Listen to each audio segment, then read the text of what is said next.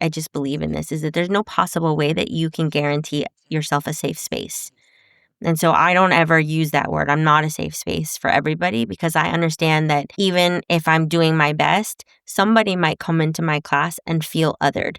And if that's the way that I cue something or the language that I use or the type of music that I play, I might be triggering somebody. And so because I know that and I understand it, I can't say, I'm a safe space for you. This is a safe space. I don't ever use it. I just say I do my best and I'm looking to create spaces of safety inside of my class at any given moment.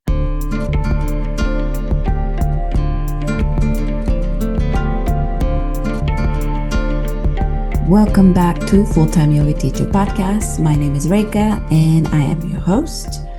If you are a returning listener, thank you so much for being here. And if you are a new listeners, I want to say welcome to Full-Time Yoga Teacher Podcast. This podcast is where I get to interview full-time yoga teachers from across the world and share their journey of how they got to build their career in what they love to do, which is yoga and sharing yoga. And I hope to share everyone's unique journey of how they made it to where they are and what are some unique ways they have built their life around and their career around so that they can make yoga into their full-time thing. So I hope you enjoy all the conversations I've been having with all the full-time yoga teachers across the world. And I just want to make it real quick for the intro today. So today I am interviewing Amanda Martinez. And she is a mindful movement facilitator, longtime LA creative, and someone who wears many beautiful hats. Amanda has been practicing yoga since 2002 and teaching since 2014. She's also a certified teacher of The Class, a movement method where fitness meets mindfulness. With deep training in vinyasa, yin, social justice, in wellness, animal flow, and more, Amanda brings a rich, multifaceted lens to her work. She's a community builder, perpetual student, makeup artist, and proud mama to cats, dogs, and fish. In everything she does, Amanda is driven by a love for humans and passions for creating inclusive, embodied spaces. And I'm so excited to share this conversation I had with her. And I will speak to you on the other side. Welcome, Amanda, to Full-Time Yoga Teacher Podcast. I'm very excited to have this conversation with you. So I just want to quickly tell the listener that I have never met Amanda in person before, but my boss. I work for Raw Yoga, and I think that some of the listeners know, but one of the owner her name is Jenny, and Jenny introduced us. And I'm very excited to have this conversation because we're both based in LA. I'm in Long Beach. And so I feel like we'll have a lot to talk about today. So thank you so much for making time to be here. Tell the listener, please, where are you from? And then where are you based now? Yeah, thank you so much for having me too. I just appreciate, taking the time to sit down and talk about one of my great loves in the world. And so I'm originally from Dallas, Texas, and I moved to California when I was 25. So I've been here for about 20 years now, almost. In October, it'll be 20 years altogether. But Dallas, Texas originally. Nice. And was it in LA that you became a yoga teacher? 100%. Yeah, I actually moved to LA to be a makeup artist. And so I still do makeup and hair. 20 years later, I came to do makeup school and I ended up just meeting some really cool friends and ended up staying. And then I probably say maybe 2 years after moving here, I found a yoga studio. And this is just a little fun fact about me. I have always traded for yoga. That's just how I've found a studio, gotten integrated into studios, is I will go and clean the studio and trade for free yoga. And so that's where I started, and it originally was from Core Power. And then I cleaned the Bella Terra studio for 2 years and was taking classes there and found all of my core teachers. And then I moved away for a little bit. And when I moved back, I was looking for all my teachers. And Jenny was one of my dearest, and they were opening a studio. So what made you want to become a yoga teacher? Was there any moment that you were going to classes, but any moment that you felt like, I want to be a teacher? Yeah, I think with everything that I do, this is just kind of like ingrained in me. It's always like I start things for the challenge. And then as I start to integrate more into or go deeper, I would say, into what the why behind what I'm doing, there's always a moment where I'm like, I just want to share this. And it'll always start with like me sharing with friends and be like, come take this class with me, come do this thing with me. Kind of, I would say it took me a while to kind of get into this mindset, but I think that I'm a teacher. And for all the resistance that that's given me, I just know that now I'm a teacher. And so there's the things that I love, I gravitate towards teaching them as well. And so was that with makeup when I moved to California. And then I found yoga and it gradually shifted to that as well. And so, yeah. And were you working as a makeup artist before you became a yoga teacher? Yeah. Okay, so since graduating from teacher training, you kind of always had teaching jobs and also makeup artist job as well. Yeah, I try not to do anything full time because there is a level of like the monetary expense of like having to make one thing your sole income. At least for me, what I've learned over the years is that it doesn't sustain me because then I just have to charge things and I have to make a certain things, and these are the my passions that I'm living out, and then inside of that is my purpose, and so I don't want them to be a have to, I want them to be a get to. So, Yeah, yeah. yeah. No, I love that. And you said you realize you're a teacher. So do you also teach makeup as well? I do, yeah. I Mhm. teach private instruction as well. And so they're generally around 2.5 hours, but I just come in and we go through your makeup bag essentially and look at all the things that you've got in your toolkit. And I think a lot of times most of people just buy things they don't need because they're like, oh yeah, I just got this whole set of something. And it's kind of like, I think you could do your whole entire face with 3 brushes if you needed to. You don't need a set of 20 and all the things that go with that. And so we look at all the makeup, we look at all the brushes, we'll go through and be like, hey, this is old, toss it out. And then we just go through face shape, color theory. And then I like to make makeup really accessible. And so we always have an expectation talk of like, how much time do you want to spend? Because there would be no point in me training you on something that's going to take you 45 minutes if you've got 15 minutes to do it. Like Yeah. I'm just setting you up to fail. We go through that and then we just do our makeup together. Uh-huh. Oh, I Yeah. love that. I love Yeah. that. I feel like I'm guilty of having probably really old makeup in my in my bathroom somewhere. I don't wear very often, so when I Yeah. do, it's like a wedding or a special event, and Yeah, probably do they have expiration dates on them? they do. Okay. They probably gotta go. I mean, not everything per se, but there's definitely like you gotta throw away your mascara. It's probably Yeah. too old. You know what Uh-huh. I mean? Like you just Yeah. gotta toss it and get a new one. Um, and then beyond that, if you just keep your blush or your brushes clean, Mhm. it's fine. Mhm. I will use things until the very, very end, and I'm sure that takes longer because I also spend about 15 minutes on my makeup now, I think, Mhm. in my older years. I don't need as much makeup. I don't wanna say I don't need it, but I don't do as much makeup on my face anymore as I used to. So, Mhm. I'm a 15-minute girl. That's that. Love it. So tell me a little bit about your yoga journey. So did you go to Core Power 200? Is that where you ended up doing? No, I actually did the very first teacher training at Raw Yoga as well. Oh, Yeah. amazing. Uh-huh, I think there was 16 of us, Uh-huh. but yeah, my yoga journey generally, I would say, is it started as a VHS tape, a Rodney Mhm. Yee.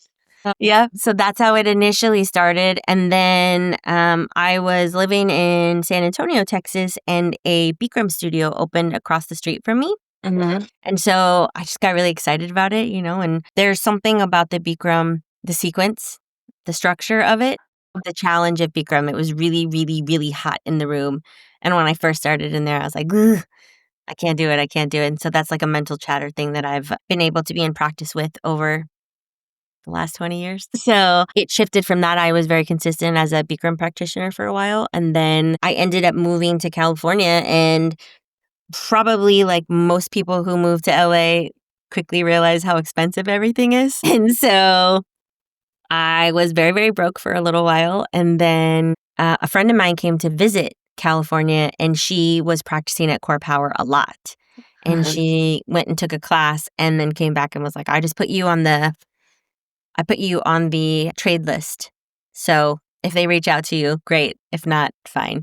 And they ended up reaching out. So then that's how I got into the Huntington Beach Core Power Studio. And so I just went there twice a week and cleaned the studio and started practicing a lot and then stayed with it. And at a certain point, it just was like, I just want to share it. This is such a beautiful lineage to be in. And like, it resonates. There's been moments of profound shift and change that I've been able to recognize inside of myself. And, I'd say like moments of like difficulty and not just like a physical shape, but being in there and trying to stay disciplined and inside of a thing when somebody's talking to you as you make a shape. It just made sense to me. And so, I took probably a year off from yoga. And then I started teaching at a studio in Downey, which is up closer to me. And then I ended up moving. I live in LA, so I've always commuted everywhere.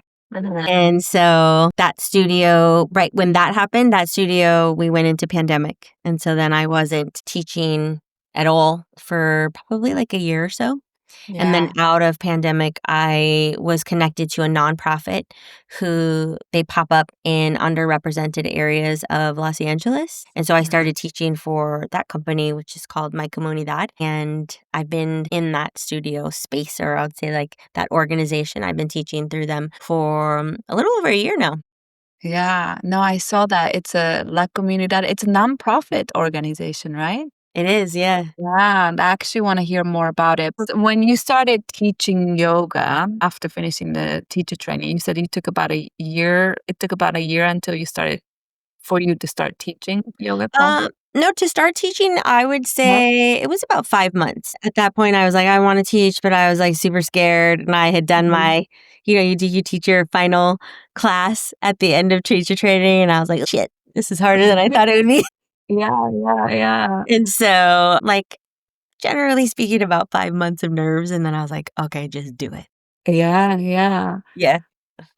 What was the, I guess, transition of before going to teacher training, the way you were earning a living was from being a makeup artist, and that transition now yoga coming in, and how much did you start teaching yoga, and like, is it half and half, or was it like, I don't know, do you kind of go through waves of sometimes you do more yoga than makeup, or you have more makeup gigs and jobs than yoga, so how do you balance those two? Yeah. I would say intuitively. Like there's a moment where you know you're doing too much of anything and it starts to lose its, I hate to say potency, but I don't have a better word for that, where it's just like this, I'm like up here regurgitating the same thing, or I'm like doing this makeup job and it's like the exact same look that you're doing over and over again. And so I try to keep things like, exciting for myself. It's always basically like, what's the project? Where's the thing? What kind of event is it? Where am I teaching? What time? To what kind of class? What style? And then I just, try to maintain a balance of it so that it's not like, let me just put all my eggs in this one kind of basket. And I like to have little things everywhere. Yeah. I completely understand. Like, even though yoga is all I teach, I'm a firm believer of not putting all the eggs in one basket, and also diversifying your income stream, or you having multiple ways and different places that you're making different incomes from. Because if one fails, you're still okay, because you have this Right. like 3 other or 4 other places you work out, or a form of income. Because if you put too much eggs in one basket, and like, this is the only places I work, or this is where 80 or 90% of my income come from, if that falls for some reason, for any reason, you're kind of left with not much. You gotta build back up again. So I think, and it goes so well with people like you who have other non-yoga, outside of yoga jobs or income streams, because, and it's they both kind of complement each other, because they're both something you love to do, and they're both something you really enjoy doing, and you can kind of really diversify the things you do. So, Absolutely. yeah, I'm curious about with makeup, I'm kind of curious about this makeup job too, because in yoga, I feel like you have permanent classes. You teach Tuesday at 5, and let's say like I teach 5 classes a week, let's say. But with makeup job, do you have consistency like that? Or is it kind of like client by client? You have to kind of keep looking for a client and job or gig every time? Or is there consistency? Yeah, I mean, I think it depends on where you go. Like over the last 20 years, I've transitioned from photo shoots with models to print to different editorials. I have done a couple of like short films / commercials. That was like year one of doing makeup, and I knew for sure that was not it for me. And I think like I'm in my element when it's less people and less like, so a smaller, more intimate kind of a thing. That's where I'm able to make better connections. Yeah. And so I consistently have worked for also doing weddings. And so, yeah, I love doing I love doing weddings. There's always just like the buzz of brides on the day. And then Yeah. once they put their dress on, they have their makeup and their hair done. It's like, oh, it's so pretty. And Uh-huh. so I've done weddings for myself, and then I've also done weddings with other makeup artists. So you just form like little pods of people that you get referred to, and we kind of like circle and orbit in different areas. So I would say like it is you having to kind of promote yourself, and then also it's the connections that you make, which is not really different than anything else that I do. Yeah, definitely. I feel like even in yoga, word of mouth, and like Uh-huh. we're recommending you to another teacher, another studio, another private client or corporate client. Exactly. That's the best way to get yourself out there more than, in my experience, more than like putting so much effort on like paid ads or social Right. media. I feel like usually word of mouth and networking is kind of the best way to Yeah, find new opportunity, really good opportunities that may come. totally.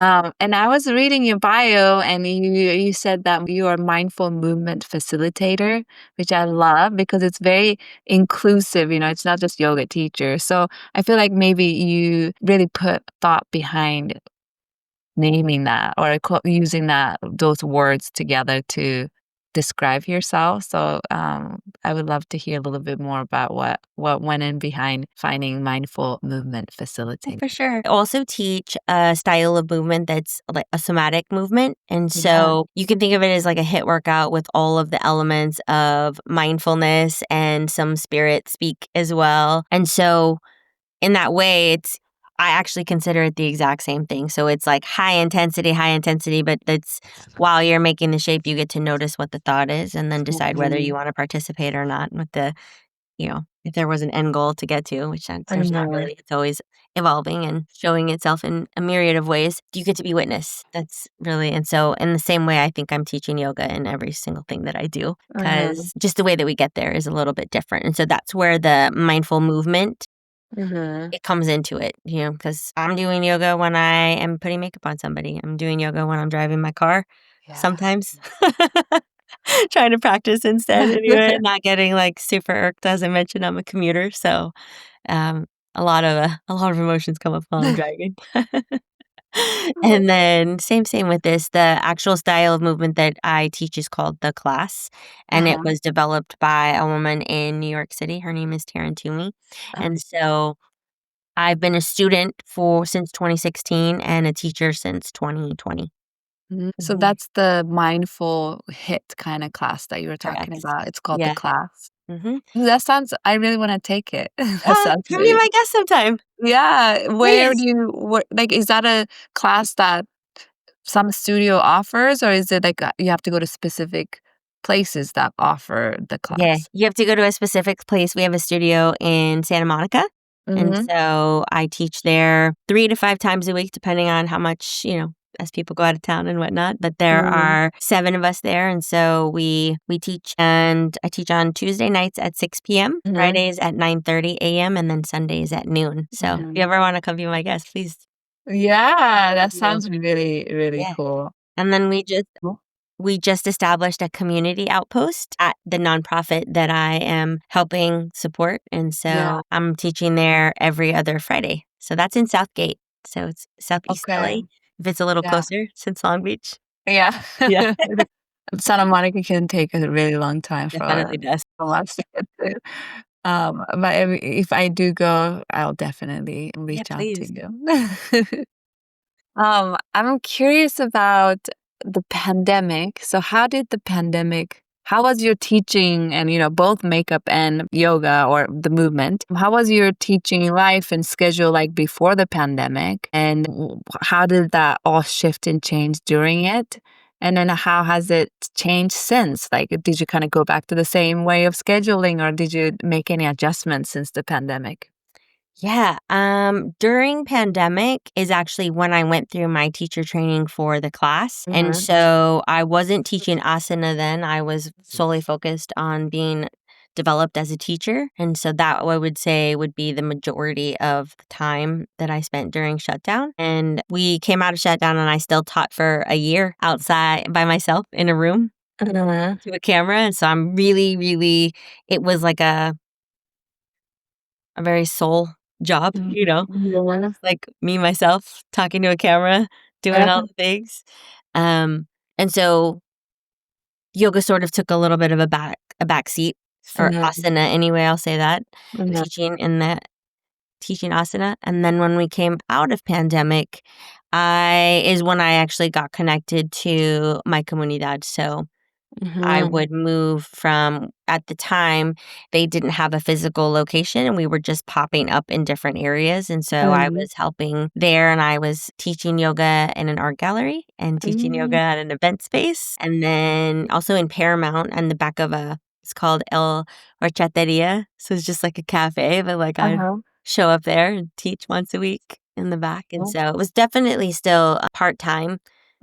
Everything stays part time just so I stay up on some studentship and facilitator. Those things they stay hand in hand and they at least in my own perspective, I want to always balance those things and hold them in equal reverence because it's just important, like I can't teach without learning and I can't learn without teaching. So Yes, and I completely agree that we're students always first. We're students of, whatever the form that you choose to teach. So for me, it's like I'm always student of yoga first. I have to continue learning. I love continuing education so much to the point that sometimes I'm like, Rika, slow down. Like you don't need to keep signing up for new things. But it's important to like keep for me the continuing education trainings is like it inspires me the way I teach or because I teach so many classes, sometimes it can start to get like repetitive or I start to lose a spark sometime. And sometime when I take trainings and being around these amazing teachers, I'm like, wow. And I can come back and share with more new sparks and inspiration. So definitely continuing education, I highly, highly, I love and I try to recommend to any newer teachers coming in. It's like, don't forget that 200 hours just the beginning. You just like open the door and you can keep going, keep training after that. Yep. So what are some continuing educations that you really enjoyed that you've taken in the past? And also I feel like I love to see like different yoga teachers. Like I said, 200 is a beginning. And from 200, we get to kind of like start following what interests us. We get to kind of get into the couple directions sometimes of like what interests us in yoga, which is such a vast field. So what are some training that you have done that you really loved or enjoyed, or kind of how have you found your unique way of offering from those kind of trainings you've taken? Yeah, I have taken a lot of, and I'll say that pandemic gave this to me as well, which is to say a language for the felt experience of what it means to be existing in, or I'll say as a person of color inside of I exist in a larger body. And so most of my trainings are centered around that lens because that's how I move through the world. And so I've done 75 hours of social justice in wellness. And then I've also done a couple of programs for embodied social justice as well, which is basically, I would say, like somatics as well. And so that, which really just centers around the felt experience of being in your body at any given time, moving through system, which I would say it's a big deal. particularly inside wellness spaces. That's something that I had to kind of reckon with and get complete around. And I don't think I'm fully complete. It's just a process. And so I've definitely done a lot of training in that area. I'm trauma informed as well. And so I'm really only interested in creating inclusion inside any space that I choose to inhabit because I understand that I'm also moving through system. And so that's important to me. To get out of my comfort zone, I took 305 Fitness, which is basically like, what do I call that? Like cardio dance. And then also learning how to teach on the beat is something that was really important to me because, asana is not that. It's something like very, we're going to do this and that, and it's an inhale and an exhale. And so just to really expand on how I speak and how I carry myself and when to kind of elevate the voice when something is and then bring it down as a way to create more texture and a richer experience as you're teaching asana and keep people really like rooted in themselves was something that was fun and challenging for sure. I've taken an animal flow training, which was really hard. Yeah. I've been so interested in that. Like, it looks so fun. Yeah, it is really fun, but it's also learning to move your body in a totally different kind of way. And so that, again, I didn't anticipate this is I would call this one of my toxic traits, is that I don't do workshops anymore. I just take trainings. So if it's something like, I'm like, I don't need 2 hours of it. Let me give myself 12 hours over 2 days. And then I get in there and I'm like, this is a really long time to be on your hands and your feet. Okay, we're going to do this, So Yeah. definitely, it's cool though. It's very, very, I had an incredible teacher that I loved very much. And so they made that super, super inclusive as well. What else? Yoga with weights, yin yoga, hot 26. I've taken trainings around that. I am an EFT practitioner, which is emotional freedom technique, and it's tapping on energy centers. And so that's something that I use often as self-regulation, and it's just a really simple way to clear energy, blockages, sensation at any given moment that I need. And so, Like tapping, like with your when you're feeling anxious or whatever, exactly the that. different places you can tap. Yeah. Okay. There's Yeah. specific meridian lines on all through your body, which you tap on and with specific statements around there. And it really is just to kind of like amplify or release whatever you're moving through. So that's something that's been really helpful as well and has given me opportunity to kind of incorporate into somatic movement and then at times asana even just for a moment. Yeah, and that's what I was thinking. It's probably eat that can easily, maybe not easily, but you can kind of combine that, bring the little bit of it into different type of classes you're teaching or Oh, yeah. type of client you work with, or seems like it's such a helpful skills to have. It is. Yeah. That's probably I did that also during right out of pandemic is when I started exploring that avenue. And I got to train with 2 therapists, which is really cool because it kind of fell in my lap. I was Googling and I saw it and I was like, ooh, let me do this. Yeah. Yeah. It's been really, really helpful. And what about, I guess, going back to the pandemic, now that we're kind of out of it, have you changed any way you approach your work or how you try to schedule yourself with different classes? Like, is there anything that's shifted or changed for you now that we're out of the pandemic?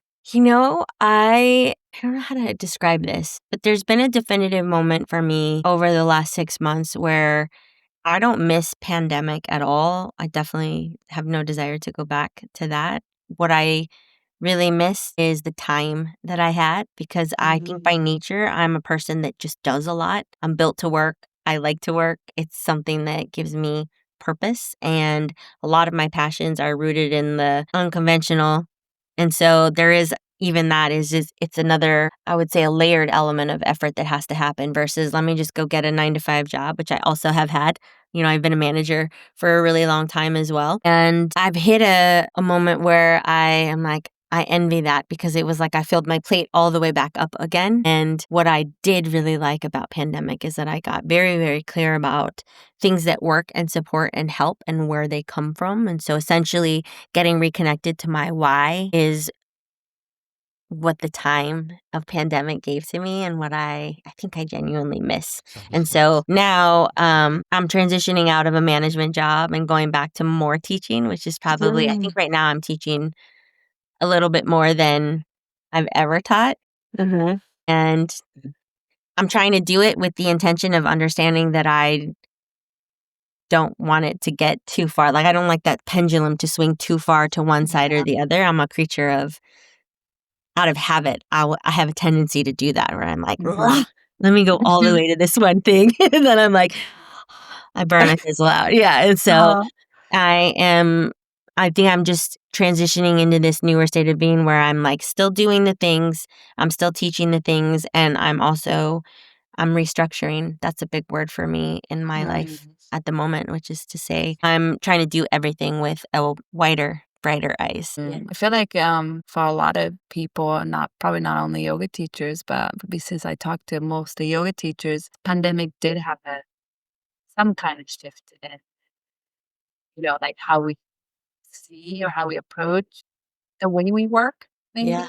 Some people are like, "I just don't wanna go back to teaching 20 classes a week anymore," or, "I just don't wanna," that you said you had more time for yourself during the pandemic, and definitely, I felt like that too because I was so used to working and teaching so many classes, and all of a sudden, it was like, boom, I just taught, like, 2 online classes a week, and that was it, you know? Yeah. So even though I'm very similar to you, I love to work. I get a lot of purpose from that, but my tendency is to kind of just like overwork, say yes to too many, overpack my schedule. That's something probably I need to go deeper into and figure out, like what's the why behind all that. Yeah.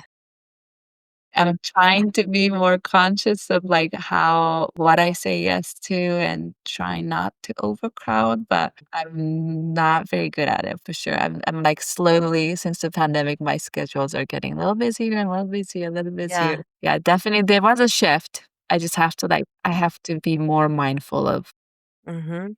saying no. I think that's what I have a hard time with. Yeah. I think there's also too this like maybe like an energetic pull or even just like a default of like I have to create, I have to do, I have to. And I feel that way about money as well. I mean, I definitely am at the point where I'm redefining a relationship to money. Mhm. And I remind myself often, particularly in pandemic, because I didn't work for 9 months. And so when I say like I was devoting everything towards a teacher training and like trying to like get myself into learning a new method, that also that wasn't paid at the moment. And so you just get really clear about how much you need to survive and how Yeah. to like meet your own basic needs. And it's like, the last, what is it, 2025 now? And I still have this thought sometimes where I'm just like, did that even happen? Like, where did an entire year of my life go? Mhm. And I very much so remember it in the felt experience of like waking up, sitting outside, looking at birds, which like I don't, I haven't looked at a bird in forever, now. And so like almost a forceful slowing down, but then also the great privilege of being able to see like now I've broken it down to this and like as long as my animals are okay and my rent is paid and my car, like all of these like basic needs are met, I'm fine. Like everything else is going to come. And so then really like looking back at the money part of it too, just like restructuring that of I have my basic needs met. What's the thing that I love to do? Let me get back to my why and create from that space versus this is how much they're offering. And listen, pay me, great, but also, they're now I'm trying to be more mindful. And again, it's like no different. The yoga part of it is not ever non existent when I'm saying yes now. I'm trying anyway. Yeah, definitely. I feel like there's this societal pressure, maybe especially as people like us who is kind of entrepreneurial, like we have to do many things or work for many places or Yeah. have, our own business. There's this almost like unspoken pressure of like, do more, be productive, Mhm. do this, or you should be posting this, and you should be always working on some kind of new project, or do this, just like keep growing, keep developing, make more money, be more Mhm. productive. And like you said, sometimes like at what cost? Sometimes it's like maybe we don't need to grow anymore. Like, can we find like appreciation and like fullness and contentment in like what we already have, and Yeah. that we actually don't, like you said, don't need so much to live a pretty content, fulfilling life. Yeah. But this us wanting the feeling like we need more, we need more, we need more. And that's what probably like is taking us out of actually being able to enjoy what we already have. For And sure. rather than filling up our schedule, like we could actually like enjoy looking at the trees and the sky and going for little walks. And yeah, definitely I remember that was a good lesson from pandemic to be able Yeah. to slow down like that.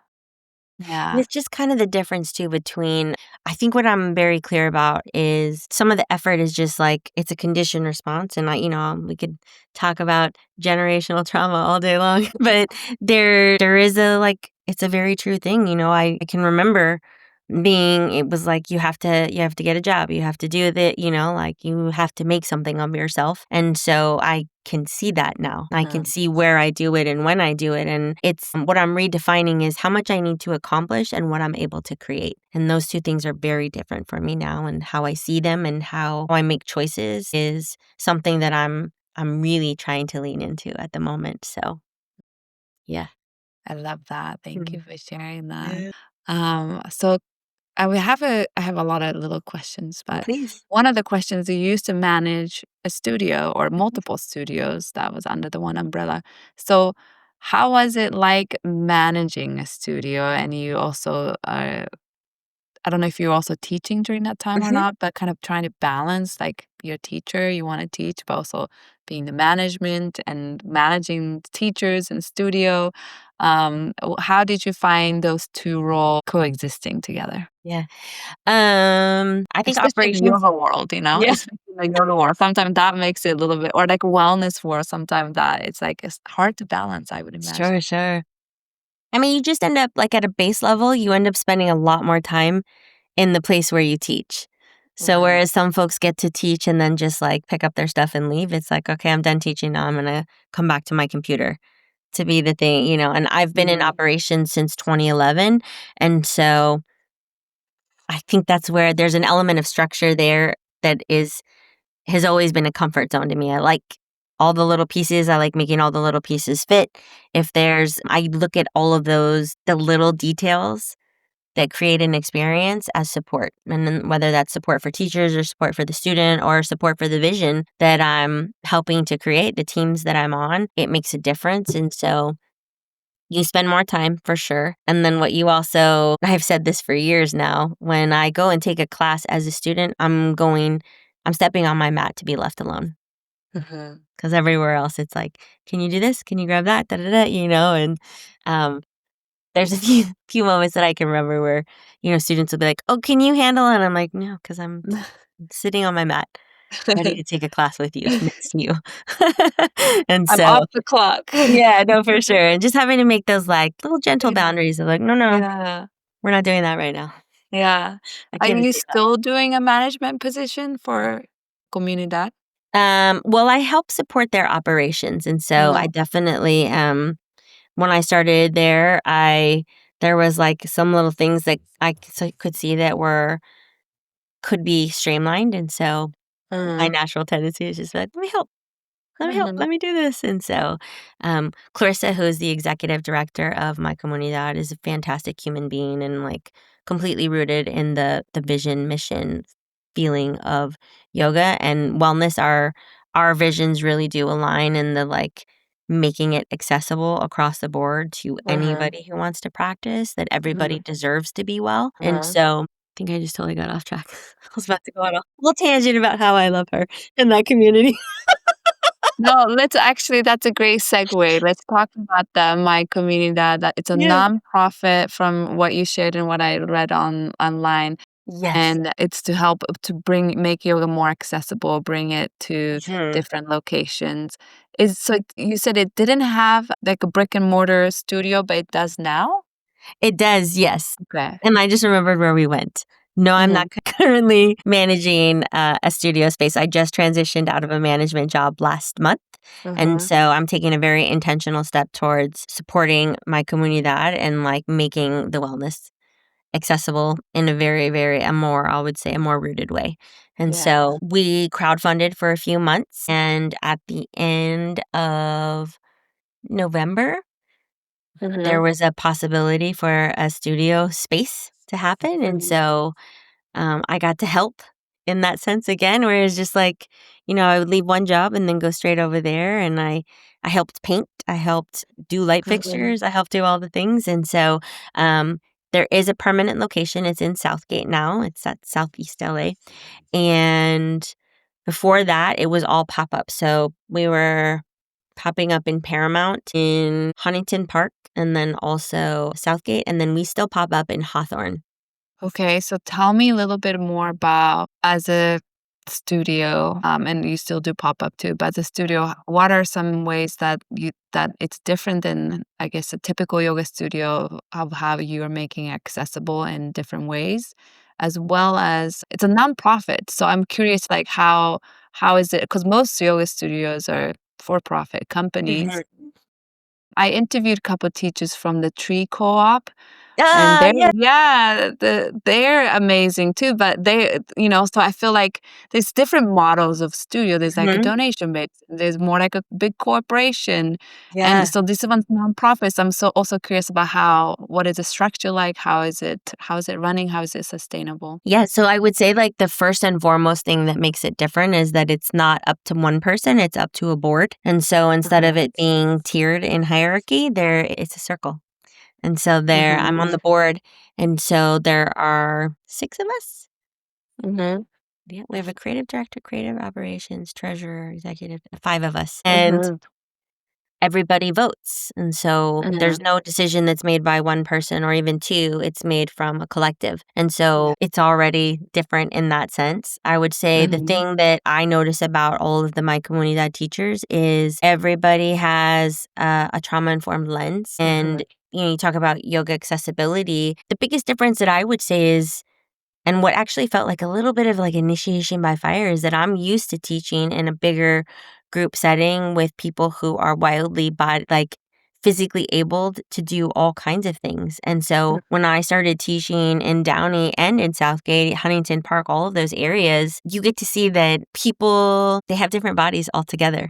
And so I very quickly had to shift my language in the way that I was teaching. I couldn't assume that everybody knew exactly what I was talking about at any given moment. And you probably experience that to a certain degree when you go into class in there. You cue more but you don't have to do so much there. And there are folks that practice who have never taken yoga before. And that work of getting people into their body, so when they hear inhale your right arm up, they actually do it. And so it requires a lot of presence there in that sense. And then it's an assumption that everybody deserves to be well, and also you can't assume that everybody knows how to do everything. And so I had to get really, really clear around my verbiage, my language, my cueing, whether I demo or not, or, so it was just a lot altogether. And so I would say that's a big difference that I've noticed just from teaching in bigger studios, Santa Monica and in Orange County, to teaching in smaller studios with people who have not had access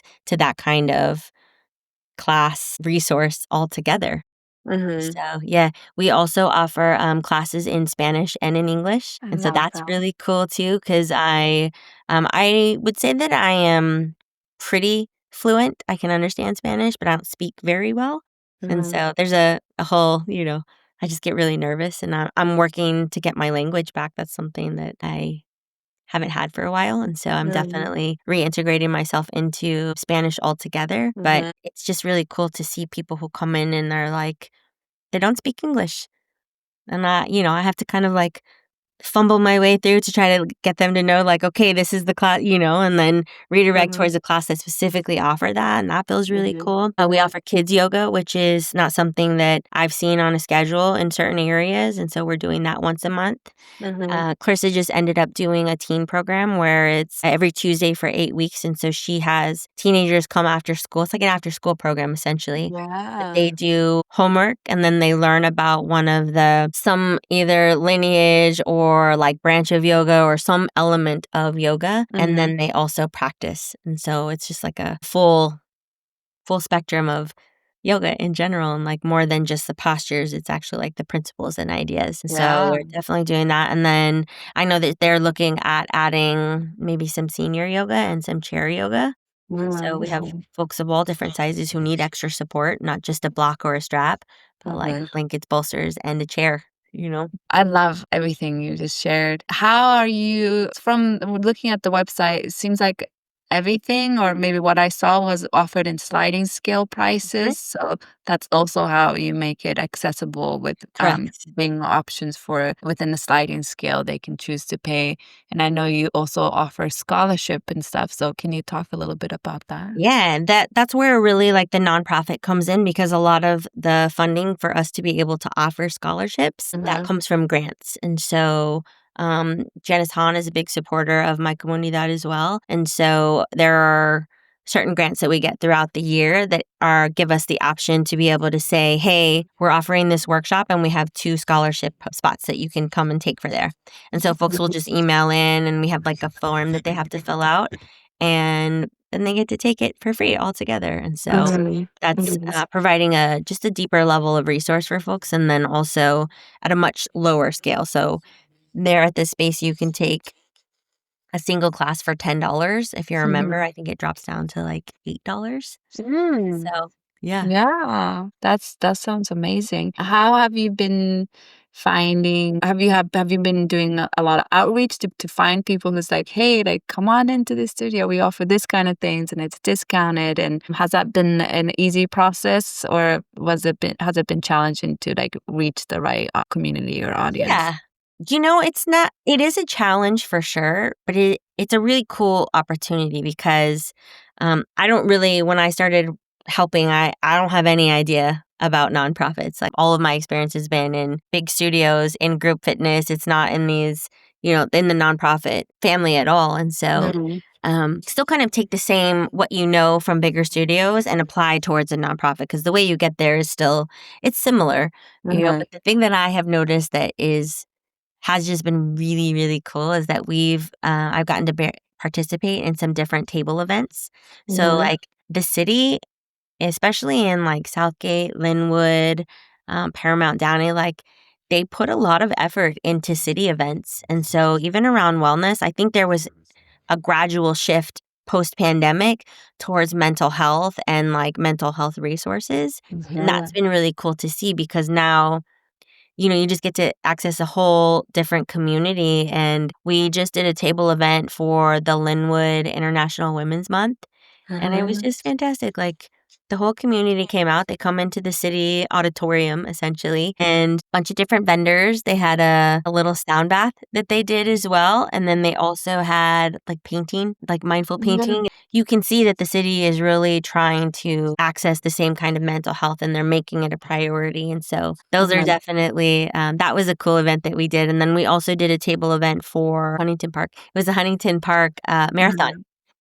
It's just like around for like, I think it was a 5-mile marathon that they did, but the city came out and they did all the community came out and they ran the marathon. And I saw somebody in a wheelchair doing a marathon. It was so cool. I was like, yes, yes, yes, yes. And then they came and they, a bunch of different table stands. We were next to Cane's Chicken, giving out, different just information. You get to talk to people, and you really just, it's a different level of sharing, but you still get to share with people all of the different benefits, and then really, let them know like, hey, there's a class for you that works. I know that My Comunidad has taken a lot of time to figure out what the community needs, and that's how they're doing class schedules, class times all together. So Yeah, yeah. I love hearing all that. And then I guess my question is, it's not like to have a space to rent, and running a studio in LA is not cheap. So I know you said you have some grants that comes in, and because you do still charge some money with sliding scale for the classes. So you, as a nonprofit, like My Comunidad, is being able to bring money from the grants and I guess the donors, and also the community paying for the services. And that is kind of being able to sustain the paying teachers and paying rent and keep the place open and running. Yeah, exactly that. It's a little bit of everything, and I think, at least for me, being able to support in that way, Mhm. it it's not different than anything else I've done where it's just like a little bit here, a little bit there, all of it together creates something that is purpose and it's bigger. It's a bigger vision and it can be expanded on for sure. So the other assumption is that like we definitely are in areas that are underrepresented, but we're not assuming that people just can't afford altogether. People will pay for their wellness and we just work to make it at an actual sustainable rate. Do you know what I mean? So it's like, are they going to pay $35 for a class? They probably could, but we also aren't assuming that like, when you get really busy or the bills start coming in, the first thing that goes is your wellness. And so that's another layer of the pricing that we offer is just to say like, now you don't have to take it out of the equation altogether. It's here, right? Yeah. And you said you have like a monthly membership. So if you're a member, you get a discount on the classes. Is that what it was? Yeah, so it's an unlimited membership, and there is a sustainer rate and a supporter rate, and so those range from the $80 to $100 range. And so the $80 is you get access to all of the workshops that we offer and unlimited classes as well. And then the supporter one is just it's on the $100 side, and that is also that's how the community supports community as well. So that when somebody does reach out and they're like, "Hey, can you give it? I need help," or "I want this," and then we have the capability to say, "Yes, we can do that." Yeah. And how much of like I guess percentage, right? It doesn't have to be exact, but of like what you actually bring in from membership and people paying for the classes versus like donors. Is it like 50-50 or what's the like breakdown like? Yeah, it kind of fluctuates from month to month, and so really it's the same, just like ebb and flow. There will be months that it's more grants and less people paying, and then other months where the grants haven't quite come in yet, and then it's more people that are supplementing, and then community really. So the really cool thing about My Comunidad is that the workshops do really well. So there's a big push on all of the teachers exploring things that really feel important to them, and then they get to actually share it in a little bit of a deeper setting. Yeah, I love that. Sounds like such a cool concept, or the way it's a non-traditional way of running yoga studios, and I think I'd like that's why I was so curious about the tree co-op too. Is I think it's so interesting and inspiring to see other studios running differently. It's not all about money and profit. It's not about just this big. There's so much big corporation yoga studios out there these days, and I just love to see how people are doing it differently, like the small scale way that is not just about making money. So I really love that. Love to hear that's happening in my community. So I'm happy that you're part of it, and you're doing you're part of the board member, and you're also teaching there, right? I teach there, yeah. I teach on Thursdays at 7 PM, and we just started testing Fridays at 4 PM to see what that's like. Yeah. And so we do that. And then, as I mentioned, we have the community outpost for the somatic movement that I teach the class, and that is every other Friday. And we're sort of building that out as well. I love it. So I'm curious because I know you said you're also trauma informed trained, and I run a little mentorship program for yoga teachers, and I bring in guest teachers each month.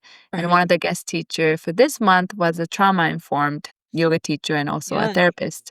So it's kind of fresh in my mind of. I've also taken the trauma informed training from Uprising Yoga. I don't know if you know Uprising Yoga. I don't know. It's a nonprofit, but I think they're no longer our organization anymore. They was for a while. But she kind of wanted to bring it into this small scale hour-and-a-half workshop to the people in my mentorship. And we had this really amazing discussions of like that you can still make classes trauma informed or have a more trauma aware perspective in the way you teach, even in like fitness classes. Doesn't have to be a yoga or a yin or restorative classes. So I'm curious to hear from you, like, how do you think, what are some ideas for teachers listening who teach maybe more fitnessy type of class, how they can make their classes more inclusive, accessible, and also having that more trauma-informed lens as they teach? I would say so I would, like, in terms of the body, you try hard not to teach to, like, the visualization of the thing. So it's not like, oh, imagine, this is something, or your peace fingers, like all that, because you assume that like everybody lives a peaceful life, right? And so you go up with the peace finger. And so it's more of just, I would say, even just like a simplifying down of like, bring your arm up and overhead versus be like trying to put something and attaching to it, because you have no idea what somebody is going through at any given moment on their mat. And there's one thing that I sit very, I just believe in this, is that there's no possible way that you can guarantee yourself a safe space. And so I don't ever use that word. I'm not a safe space for everybody, because I understand that even if I'm doing my best, somebody might come into my class and feel othered. And if that's the way that I cue something, or the language that I use, or the type of music that I play, I might be triggering somebody. And so because I know that and I understand it, I can't say, I'm a safe space for you. This is a safe space. I don't ever use it. I just say I do my best, and I'm looking to create spaces of safety inside of my class at any given moment. I will tell folks too, if it's available, you can close your eyes, right? And so not just saying close your eyes, because that's also an assumption that if somebody closes their eyes, they might not have a trauma response to that. Like, again, I just don't know what people are going on. And so there's an element of like neutrality that I'm always working to maintain. And that's the way that I cue. I don't get, I would say, like over fluffy with my language, but it is just like very direct into the body. And then the fluffiness, I would say, for me is in the speak, in the way that I share my heart. And even that is not using any kind of hierarchy cues, steer clear of that altogether. And then also, I would say variation. So for teachers that are coming onto their mat, again, even physically, you can't assume that everybody knows how to get their leg forward or lift their, you just don't know what people are going through. And so having in the back of your mind, different ways to cue people into a shape is really, really helpful. It will only enhance the experience of somebody, whether that's injury or they just can't do it. And, generally speaking, like, we don't know what somebody's limitations are altogether, or how they need to customize something. I steer clear of using limitations even, or even the use of the word modification. I prefer customization. So bringing the practice and making it accessible to you in your body is what is important to me. Yeah, thank you for sharing all that. Those are really great, helpful tips for anyone interested in this topic. Yeah. Where do you want to see your teaching going, or your makeup business, or your involvement with My Comunidad? Yeah. Is there like a direction that you are trying to walk towards, or take your career or your passion towards? Yeah. I think I'm always wanting to be in creation of something that feels important to me. Like, I want to know that when I leave the earth, that I've left some sort of impact. I've consciously chosen no children. I think my love is bigger than that. And I'm meant to reach a lot of people in this lifetime. And so however that shows up for me, whether it's an opportunity to support a nonprofit, or an opportunity, with makeup in some way, like, I really don't envision those in different ways, because I feel like you just need one. You just change one, if you just help one, if it's that, and it's like little by little and then all at once. So that the idea of like having a big goal in mind, I don't have a big goal. I have like the next goal, and then the next goal, and then the next goal. And so how those are showing up for me every year is completely different. And so just trying to lean into my own self-trust more than like it has to be this way or that is something that I'm developing and practicing and really trying to kind of expand on all the time. So Yeah, yeah. thank you. I don't know, like, I have goals. I don't know what they are yet. I like one step at a time. Yeah. Sometimes that's the best way, just a one step at a time. Yeah.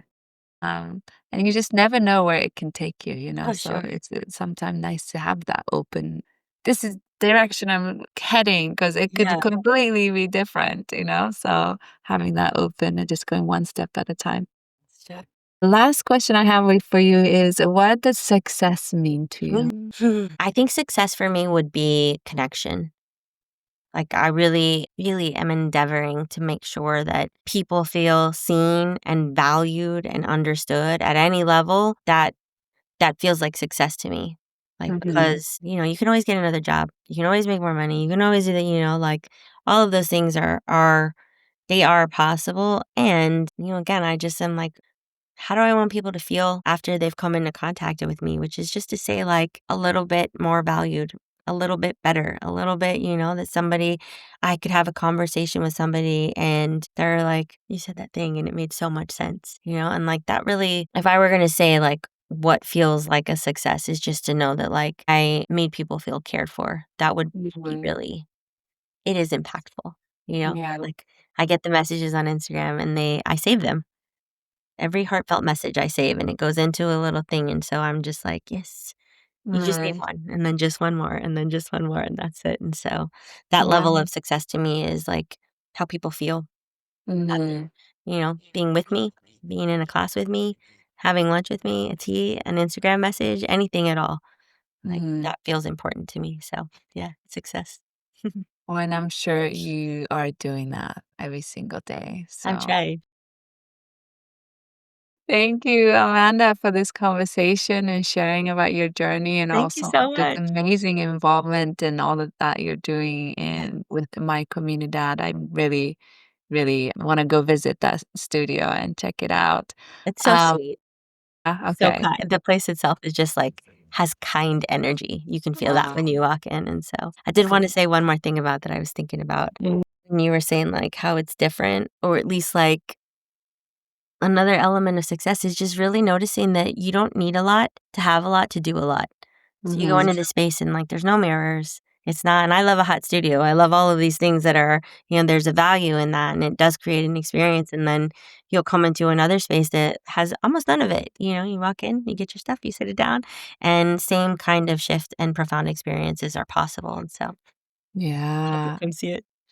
I love that you said no mirrors. I love a studio with no mirrors. Yeah.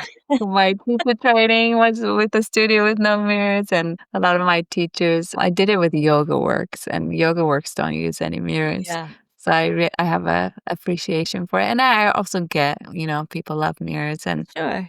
you can gain something from the mirrors as well, but I also love, like, 100%. turning that off, and it's like, okay, going inward rather than Yeah. kinda seeing what you look like and Yeah. when you're practicing, so I appreciate that, there's no Oh, for mirrors in sure. the studio, yes. I have a friend who is I remember this very distinctly. This is just, like, side tangent, if you wanna hear it. Mhm. But Yeah. I was in her class, and she's like, "If you are hard-lined at the mirror, if you're looking at it and you can't look away, understand that it's a very potent time-traveling tool, and also understand that it will never truly show you exactly who you are." I love that. Yeah. And Oh so my it's god. important, it has its value, and then also, like, you just hold it in the same kind of balance of, like, it's not gonna give you everything, so just Yeah. yeah. At Ra, when I'm teaching, I only teach one, like a hot vinyasa class there. I Mhm. actually teach a class called Therapeutic Accessible Yoga class at Ra Yay! twice a week, and it's only 4 student maximum. It's people recovering from injuries or coming out of surgeries or just like coming back from long break from movement or who just had a baby or who are about to have a baby. I love teaching that class so much, and it's 4 people, so it's very small. So I teach that twice a week, and I teach a level 1, and then I teach one vinyasa. There's always these regulars who just always come to the very, very front row. They just want to be right in front of the mirror. That's their thing. That's where they always get their spot. And yeah, you can tell that. And in Vikram too, there's this little bit of Yeah. attachment to like the mirror. I'm just staring at myself. Oh, And yeah. there's both give pros and cons to it, I Yeah. would say. Can we just take a moment to acknowledge too, like, Uh, your four-person maximum class that gets to live on a schedule twice a week? Like, I'll tell you from an operational standpoint, that's not a class that's, like, a moneymaker. Do you know what I mean? And so, like, it's just another, I don't know if people think about things like this, but I do, where I'm looking at the thing and I'm like, they're putting mission first. They're yeah. putting accessibility first, and so, like, it is a testament to who I know Bobby and Jenny to be, to say that, Yeah. like, this is more important, and then we'll do this so that everybody has a chance to be well, to have the same kind of accessibility, and that just makes I get so excited when I hear things like that, where it's like, you're not Yeah. doing something because it's making you money, you're doing something because you're rooted in the why of why you're doing it, Mhm. so that feels really Yes. good. So, Thank you shout for out them. saying that. They definitely not a moneymaker at Right. all. I think about that for sure, but I know students don't think about that. No, They're like, totally. "I love this. We should Yeah. add more classes like this on the schedule." I'm like, "Yeah, like, I would love it," but they're probably losing money by having this class because now they had to pay me versus, like, maybe Yeah, people they make from that class. totally. It's a very even though it's 4 people maximum, it's very Mhm. popular, like, it's always waitlisted, and people are Yep. like, "I've been wanting to get into this class for, a Yeah. month, and now I'm finally in." So, it's very needed. It's very, very Yeah. needed, and I almost wanna, like, propose to them, why don't we make a bigger class, but, maybe call it slightly differently because this one's a very individualized class. Mhm. That's why it's 4 people max, but I could teach, like, a bigger general chair yoga class or something, you Yeah. know? So, yeah, Good to find the definitely balance. there's definitely interest in the Mhm. community to offer more classes like that. Yeah. That's not just big, hot, heated, sweaty Yeah. classes. I'll tell you when I was, working at Raw Yoga, it was always really endearing to me to see the folks who would start at raw strength level 2, you know what I mean? And then Yeah. eventually find their way to yin and meditation. You're just like, another version. I mean, honestly, if I was gonna say, like, success right there to watch Yeah. the journey go from, like, this is what is the easiest, most prevalent way to get you, like, the challenge Mhm. of it, and then Mhm. you stay for the energy, and then you get to see that it's, like, that much more expansive and how big a thing can be. And that's kind of how a lot of our journey has been too, because I know you say you started with Bikram and core power. For Yeah. me too, when I first really got into it was Bikram as well. But with the years, it's just like more gentle, more therapeutic. Or I still love teaching vinyasa, but it's getting simpler and simpler and Yep. simpler. You don't need to do a lot to do a lot. Yeah, exactly. Thank you so much for this Thank you. conversation. This has been really fun, and I'm glad that we're both LA locals so that I can come take your class someday. So, and hopefully listeners Likewise. listening to this conversation will also go check out the My Comunidad. Sounds like such an amazing space that you and your team has really thoughtfully created and hopefully continue to grow in that way. So Yeah, really, really encourage everybody to go check it out, even their website or Instagram. I'll link all of that on the show notes. But amazing. is there anything else you want to share in terms of anything coming up for you or how anyone can reach out to you or connect with you? Always available on Instagram. I think that's where it's the easiest way to reach me. I'll tell you that how people are like, IG is the devil. And it definitely, like, that there's a level of that encompasses, especially with the world that we live in now and who is actually benefiting from having IG, Instagram running. That in and of itself is its own thing. But as a wellness practitioner, a wellness facilitator, you hold complexity and balance. And so the easiest way to get me is on Instagram. Also, I've taken the time to curate my Instagram so thoughtfully that, like, I'm Mm. seeing what I want to see. I'm not seeing the things that I'm like that are going to make me sad about who I am and how I be in the world. I really do take the time to curate it because I spend my time on there. And so in that way, it's the exact same thing. I'm doing it on purpose. I am practicing my yoga on the gram. So I don't have much to tell people other than just like, come practice with me, come try, just see if it works. That's a lot of what I do in my own life is just like, think of it as like let me just see what this is like. Nothing is Mhm. permanent and you just try and that's it. Start Yeah. anywhere. Yeah. Thank you so much. And I love what you said about social media and Instagram of how you're also practicing yoga there in terms of you're putting out what is true to you and Yeah. you're thoughtful about every post or captions you put in. So I really appreciate that. Yeah, Because I absolutely. do think, yeah, it can be toxic, but you can also use it to share love and kindness and to also share amazing things that you are offering, and that's how people can find you or people Yep. can get to know you. So, and it is like for a lot of entrepreneurs, although algorithm is a whole another story, but it Yep. is like a free space for us to get our work and Hmm. services and our missions out there. So I think like what you said, we can actually use it mindfully, Yeah. consciously, that is like very thoughtful way. So I really love what you said about that. Agree. Yeah. Yeah. Thank you. Thank you so much. Thank And you. I hope I'll also get to meet you in person very soon. Yes, absolutely. Thank you so much for listening to this week's conversation with Amanda. I hope you enjoyed the conversation we had. We had a lot in common and I learned a lot from her. And it's just so nice to connect with people who's passionate about movement and creating inclusive spaces. And it really made me want to visit My Comunidad, the nonprofit organization yoga studio that is in LA where she works and she is a board member of. So I hope you can go visit if you live nearby, or go check out their website or Instagram. Connect with Amanda if you have any questions. And if you can, leave a positive review or a star or a subscribe or anything you can do on whatever platform you're listening to this podcast from. That would mean a lot to me. But what would mean the most to me is if you could share this podcast with your friends, your yoga teachers, your fellow yoga teachers, anybody you think will benefit from this podcast, or anybody you think will enjoy this podcast. That would mean a lot to me. Otherwise, you can always message me and reach out, connect with me through Instagram. My handle is @ReikaYoga, or you can message me, connect with me through my website, www.reikayoga.com. That is it for me today, and I will speak to you next week.